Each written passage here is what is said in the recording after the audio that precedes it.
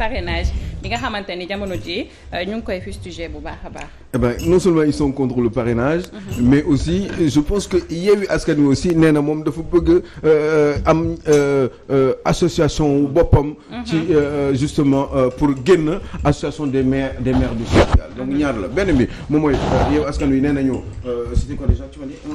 Yewwi Askan Wi gëm sa bopp. Voilà gëm bi ma njëkk wax je peux larguer.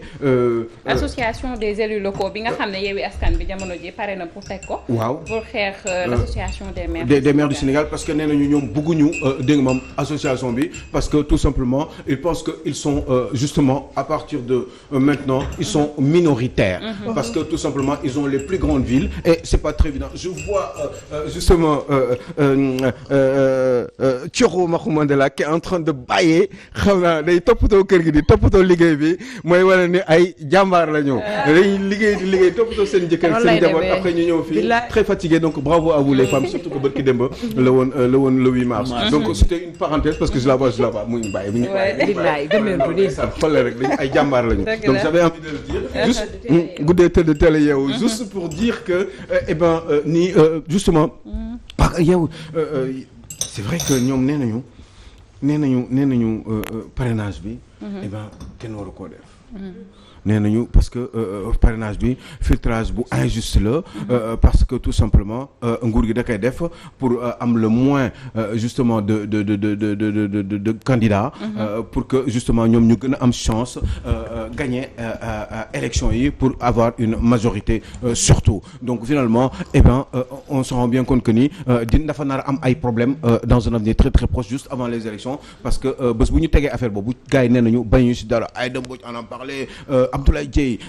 Yewwi Askan Wi en a parlé tout le monde en parle Ousmane Sonko entre autres et ben Bougane Gueye Dany aussi donc opposition bi en général ñaari frange opposition bi gëm sa bopp ak Yewwi Askan Wi nee nañu eh ben loolu du mën a nekk parce que tout simplement eh ben c'est un filtrage injuste boo xam ne dafay favoriser justement le pouvoir question bi kay moom mooy fu mu toll nii est-ce que parrainage mooy question bi franchement dama si bëggoon waxtaan ak yéen Sénégalais aussi diñu déglu est-ce que parrainage am na njëriñ waaw wala déet. mais Aliou Sow aussi parrainage bi bu ñu fàtte ni am na ci certains ci askanu Sénégal ñoo xam ne ñoom ñoo ko doon demander à ce que du woon parrainage carrément lañ doon wax mais ñoom ñoo doon wax ni li nga xam ne ni moom mooy bari gi parti politique yi bari waaye tam ñi nga xam ne dañuy jublu pour dem ci élection yi day tax ñoom askan bi du ñu xam exactement ban tànk la ñu war a feccee est-ce que du ñoom ñoo ko doon laaj bien avant est-ce que loolu yokkul fit laaj gi ñu ko doon yokkul gouvernement fit pour ñu teg fi parrainage mais ce qui est ça serait incompréhensible moom mooy un coup dañu bëggoon parrainage bi mais Macky Sall xëy na peut-être ni mu koy tegee moo leen neexul. ni mu ko nar a defee xëy na dañ koo wóoluwul. mais wóolu bi est-ce que jarati na ko véritablement parce que bu fekkee ni quand même élection yi passé gis nañu ni mbir yi xaw na à peu près jaar yoon. parce que sinon quand même yu bari waa opposition bi duñ ko gagné. suñ ko gagné c'est parce que effectivement gars yi bu doon seen sago kenn du leen gagné Dakar bu doon seen sago kenn du leen gagné Ziguinchor. bu doon seen sago kenn du leen gagné Guédiawaye. Guédiawaye yi nga xam ne rakku président Macky Sall en fait donc il y a quand même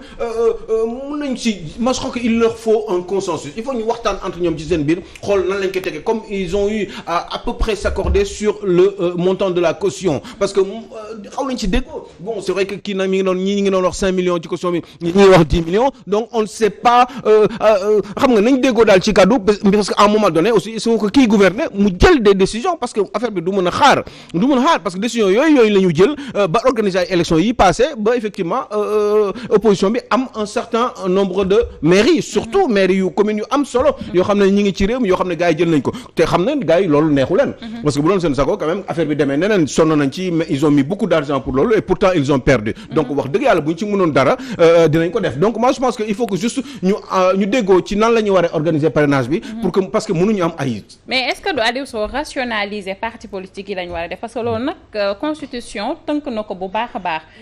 dina permettre ñu xam kii xam parti politique bi naka la tëddee et tout mais bu fekkente ni tey pluralité des partis politiques moo fi am day compliqué wala sax ñu limiter le nombre de partis politiques wala parti politique boo xam ne dafa créer boppam dañ ko ko créé bu ñu ko créé mu wóor na ni parti bi doxul pendant un certain nombre de temps ñu jox délai benn diir parti bi organisé wul bokkul ci ay élections parce que parti bu fekkee dañu ñëw rek pour langaamu ci ay coalition ça ne sert absolument à rien. Un parti ça doit pouvoir exister pas forcément parce que je vais à la presse parce que man maay jiitu parti bi parce que maa ngi nekk foofu di wax di joxe suma xalaat mais parce que maa ngi organiser parti bi comptabilité parti bi maa ngi def ay manifestations maa ngi wane sama bopp maa ngi def ay tours Sénégal maa ngi def sama maillage dans tout le territoire du pays du Sénégal donc en ce moment-là effectivement on saura que le parti bi mi ngi exister mais imaginez bien au Sénégal on est pratiquement à plus de 300 partis politiques est-ce que vous pensez que c'est normal je crois que c'est à ce niveau-là qu'il fallait qu'on discute maintenant est-ce que gars yi am nañ jot pour waxtaan ou est-ce qu'ils ont d'autres priorités je pense que des fois aussi ce serait bien muy def une proposition comme ni nga ko waxee nii que ñuy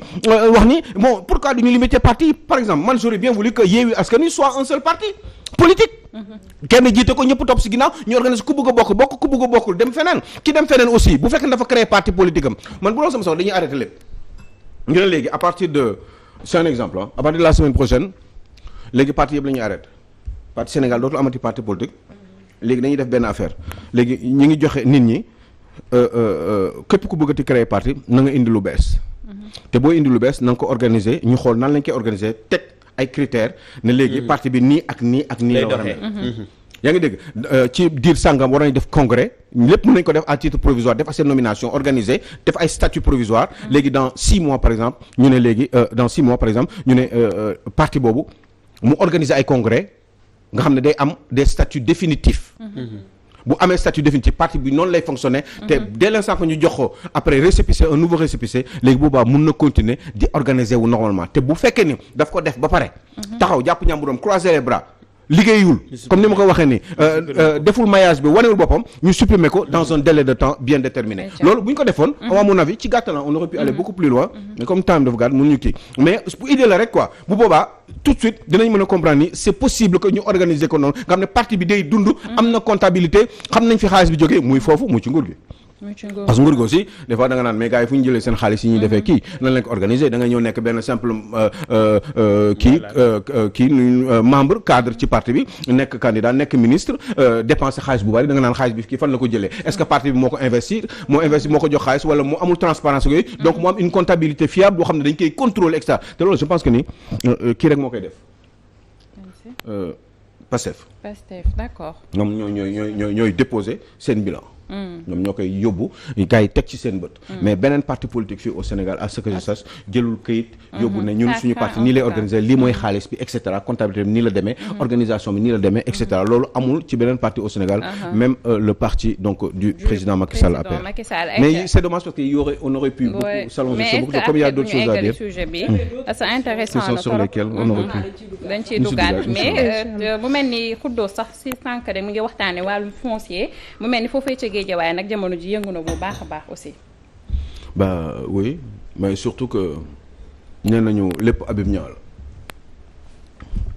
c'est bizarre parce que nee nañu jox nañ ko un certain nombre de hectares bu mu daggate séddale ko bon ce monsieur qui l'a fait bon ça me gêne beaucoup mais ce monsieur qui l'a fait c'est un monsieur qui est quand même qui a l'habitude des faits. Ça me gêne beaucoup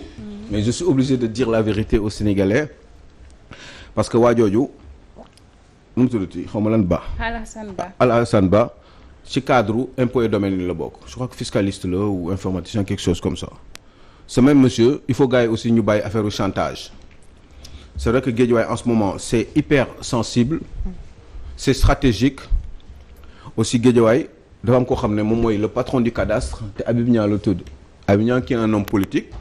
boo xam ne il va forcément recevoir aussi les foudres de ses opposants à lui opposants yi nag mun na doon ñaari façon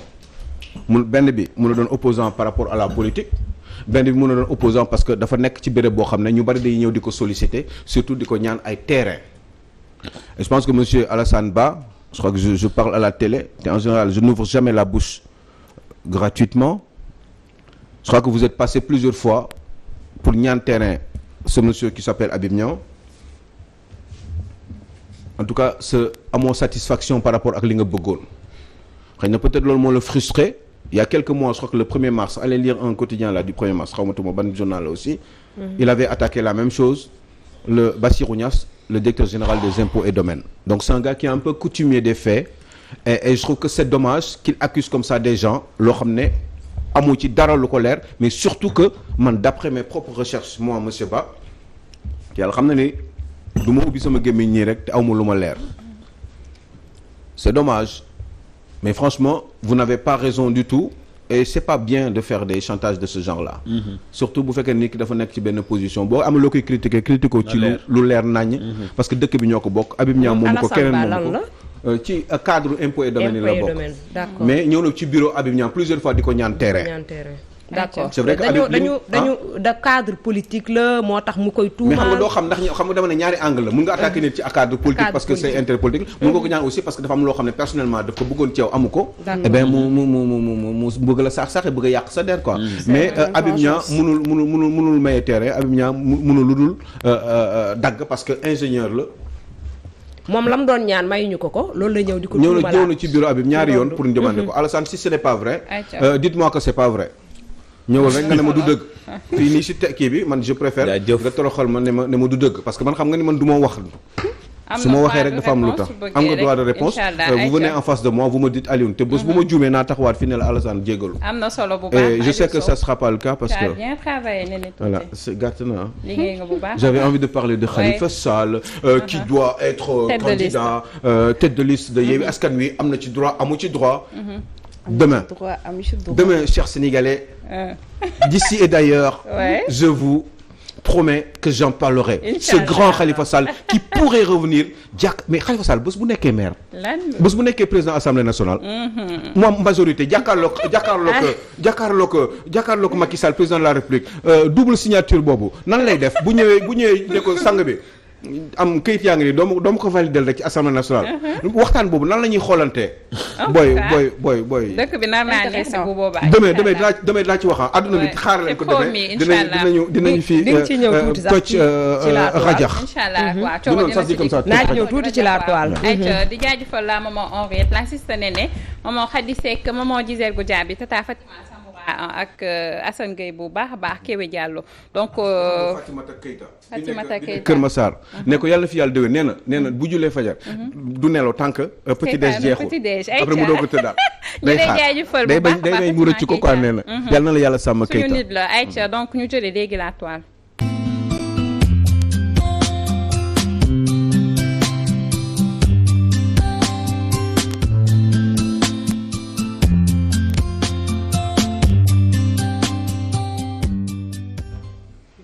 ay ca information yi gën a fës ci réseaux sociaux